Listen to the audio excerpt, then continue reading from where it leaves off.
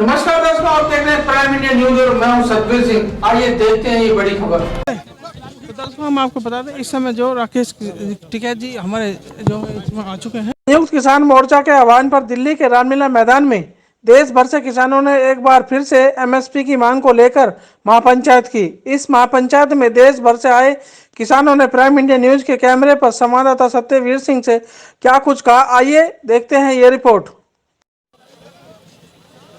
नमस्कार दर्शकों, आप देख रहे हैं प्राइम इंडिया न्यूज और मैं हूं सतबीर सिंह। इस समय जो है प्राइम इंडिया न्यूज का कैमरा आपको बता दें, यहाँ पे जो है संयुक्त किसान मोर्चा किसान महापंचायत पर पहुंचा हुआ है, क्योंकि आज दिल्ली के रामलीला मैदान में फिर किसानों ने इस एक पंचायत की है, जिसे लेकर के हम कुछ किसान भाई हैं उनसे जाने। अच्छा, ये जो आज किसान पंचायत आपने बुलाई है, इसका विषय क्या है और क्या लेकर के बुलाई है? इसका विषय है कि जो हमारी पहले जो अपना यहाँ मोर्चा चलता रहा, उसमें जो मांगे सरकार को अपने दी कि ये हमारी मांगे हैं, उन मांगों को सरकार ने बोला था कि हम जल्दी लागू कर देंगे, लेकिन अभी तक कोई भी मांग जो है लागू नहीं की।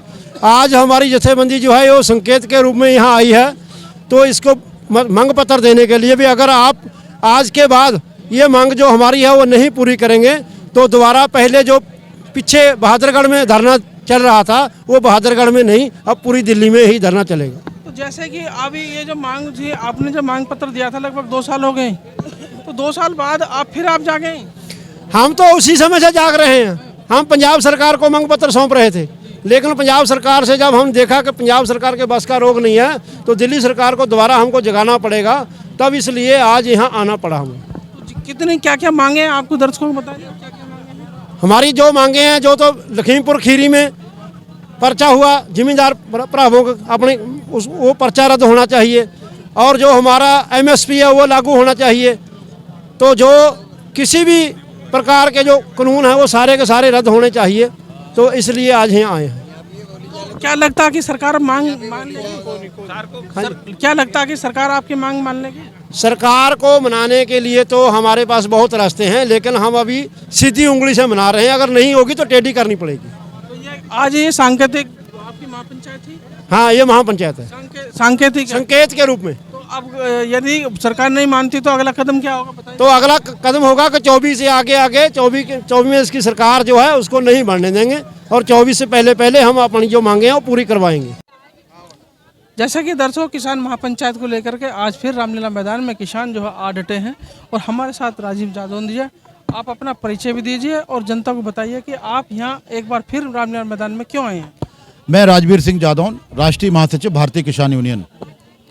हम लोग आज यहाँ पर सरकार को आंदोलन की समाप्ति के समय पर जो हमारे साथ वादा किया था, जो समझौता किया था, राजपत्र था हिंदुस्तान की सरकार का, कृषि सचिव संजय अग्रवाल जी के हस्ताक्षर से समझौता हुआ था, उस समझौते का पालन नहीं किया सरकार ने। उसका याद दिलाने आए सरकार को कि भाई वादा किया था उसका निभाइए, और एमएसपी पे गारंटी कानून, इन चीज़ों के लिए हम लोग आए। जादौन जी, जिस तरह से 2 साल लगभग हो गए उस धरने प्रदर्शन को समाप्त हुए, 2 साल में सरकार सुनने को तैयार नहीं, क्या लगता है कि आपको सुनना पड़ेगा? क्या लगता है? जब हम लोगों ने आंदोलन शुरू किया था तो आप लोग भी सब हमारे सब सहयोगी रहे, पूरे 13 महीने आप लोगों ने बहुत साथ दिया। उस समय भी लोग कहते थे कि सरकार सुनेगी, और जब आंदोलन बढ़ता रहा तो लगा कि जिस सरकार नहीं सुनेगी, हम लोगों ने कहा सुना के जाएंगे, वो मान के जाएंगे। मानी सरकार मानी, आपको लिखित में दे दिया, लेकिन लागू नहीं करा, और आज जो है फिर चुनाव भी आ रहा है। क्या ये चुनाव को लेके आप लोग? देखो, ये कृषि प्रधान देश की सरकार है, किसान किसान किसान कह करके सरकार बनाई है। उस सरकार बनने के बाद उद्योगपतियों के रास्ते पे चल पड़ी है। उद्योगपतियों के साथ कौन सा कमिटमेंट कर लिया है जो उनको नहीं छोड़ पा रही है, जबकि कृषि प्रधान देश की सरकार के लिए ये उचित नहीं है कि किसानों को छोड़ के चली जाए। तो हम लोग के प्रयास में हैं कि उसको सन्मार्ग पर लाएंगे।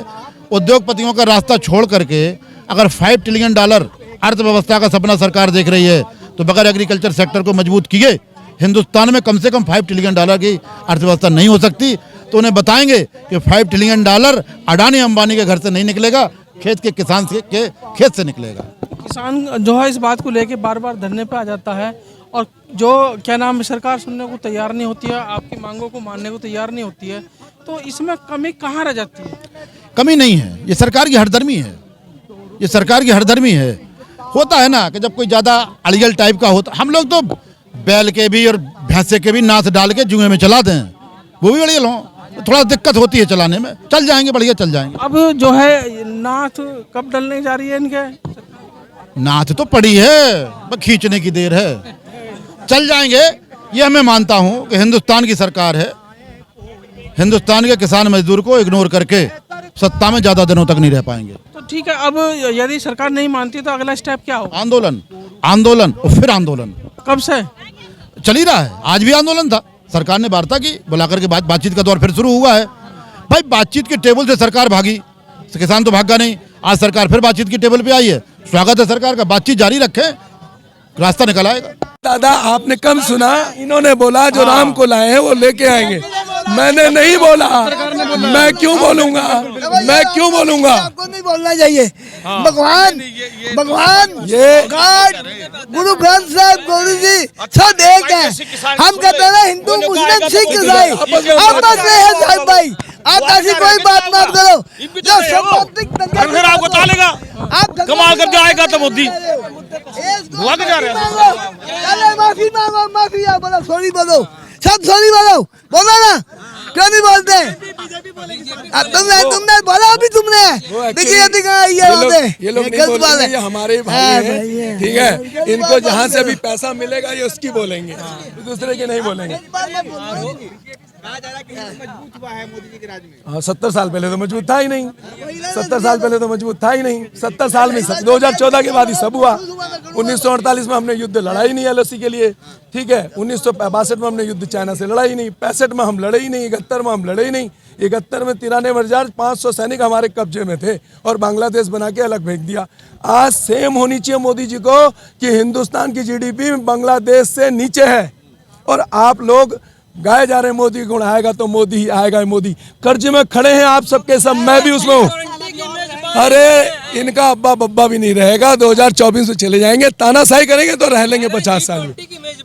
अरे भाई साहब नॉलेज होनी चाहिए आपको। G20 G7 देश था, G20 बने, नंबर वाइज उनका नंबर आया। 2043 में मोदी रहेंगे तब भी G20 मिलेगा, हमें मिलेगा ना। 2043 में G20 मिलेगा अध्यक्षता करने के लिए। बेनिफिट तो तब होगा G20 का जब बाहर के लोग निवेश करें। हम लोग तो चोर हैं, लिखा हुआ हमारे माथे पे हिंदुस्तानी चोर है, लिखा है नहीं लिखा है। और देखिए कितने शर्म की बात है, किसान की नहीं सुन रहे। राफेल खरीद के लाए, इंडोनेशिया ने राफेल खरीदा, सस्ते में खरीदा, दूसरे देशों ने खरीदा, सस्ते में खरीदा, हमने महंगे में खरीदा। तो वो लोग नहीं देख रहे होंगे कितने मूर्ख हैं साले कि राफेल को महंगा लेके आए। जागेगा क्या, लोग जागेंगे? अरे जगेंगे, जगाएंगे उनको, लोग जगेंगे, जगाएंगे। लोकतंत्र का यही तो वह है। संविधान ने हमें अधिकार दिया हुआ है, ये लड़ा देंगे। ये अपर कास्ट को निचली कास्ट से, हिंदू को मुसलमान से, कब्रिस्तान को शमशान से, भाई को बहन से, बाप को बेटे से। इनका काम यही है ताकि हम निकाल लें। हिंदू जाग रहा है। अरे हिंदू जगा हुआ था, 1893 से जगा हुआ था जब स्वामी विवेकानंद जी ने अमेरिका में वो दिया था भाषण, तब से जगा हुआ। उससे पहले सदियों से जगा हुआ है। 1175 से लेके 1192 तक पृथ्वीराज का राज रहा है हिंदू, उसके बाद ही मुसलमान आए हैं।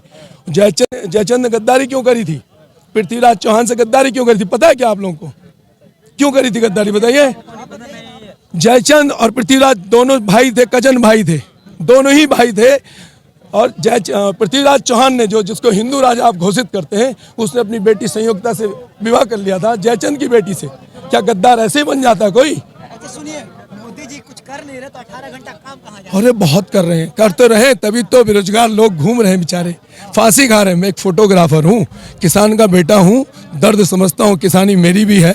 मुझे भी 10 साल हो गए किसानी छोड़े हुए। आज बटाई खाते में दे रखी, मैं उत्तराखंड से रहता हूँ, फोटोग्राफी करता हूँ। हर पर डे महीने के अंदर 4 से 5 फोटोएं नौजवानों की आती है, आप जैसे नौजवानों की। कोई लौ जिहाद में मरता है, कोई जॉब में मरता है, तो वो दर्द लगता है। क्योंकि मेरे पिताजी की भी डेथ जब मैं 2.5 साल का था तब हो गई थी, तो उनका दर्द मुझे अपना दर्द लगता है। इस मोदी जी का अपना कोई नहीं है। अगर कोई होता ना तो अरे सिर्फ अरे जहाँ जहाँ फंसते हैं वहाँ रो लेते हैं। बड़े सीधे साधे लोग हैं किसान, ये वापस चले गए क्योंकि इन्हें खालिस्तानी, आतंकवादी, टुकड़े टुकड़े गए। इनका बस नहीं चलने वाला। वो राहुल गांधी, राजीव गांधी का बेटा है, ठीक है, वही इनकी कील उखाड़ेगा और उसी को सपोर्ट देना होगा। अरे वाह, मतलब अगर हमने किसी पार्टी की तारीफ कर दी तो कांग्रेसी हैं। बोलिए हाँ कांग्रेसी हैं हम, बोलिए बोलिए कांग्रेसी हम। अरे क्या कहा था आप, गोदी मीडिया इतना झूठ बोलते हैं और ये बीजेपी भी इतनी झूठ बोलती है कि उन्होंने क्या देश की बाहर बेइज्जती करी। उन्होंने कहा ये हमारी समस्या है, हम सुलझाएंगे। अगर चला रहे ना भाई, बीजेपी वाले कह रहे माफी मांगो राहुल गांधी। तो वो आए ना, बोलने तो दे राहुल जी को, बोलने दे रहे क्या राहुल जी को, राहुल जी को बोलने दे रहे हैं। साल जो रहा ना प्रदर्शन ये किसानों का वो नहीं दिखा, नहीं वो अच्छा था, क्योंकि उसमें हमें रोज खाना मिलता था, कपड़े धोने को मिलते थे, साबुन कोलगेट हर चीज मिलती थी। आज ताला दिन है, यहाँ चाय तक नहीं मिली, क्या पूछने है। अरे आपको सही बात बताऊं, मैं तो बिल्कुल अच्छा, मेरे को मशहूर ये सुंदरबन में जाने को। अब बात करो, 9 साल हो गए सरकार में उनकी क्यों नहीं आते और इन पर कोई हाथ न डाले, इन पर कोई हाथ न डाले, कोई डर नहीं जंजीरों का। सेठ अडानी लूट के खा गया सारा माल गरीबों का। ना मीडिया कोई खबर दिखाए, इन बेशर्मों को शर्म न आए। ना मीडिया कोई खबर दिखाए, इन बेशर्मों को शर्म न आए। ये करें गुलामी अमीरों की, ये करें गुलामी अमीरों का, कि ना करते काम भलाई का। सेठ अडानी लूट के खा गया सारा माल गरीबों का।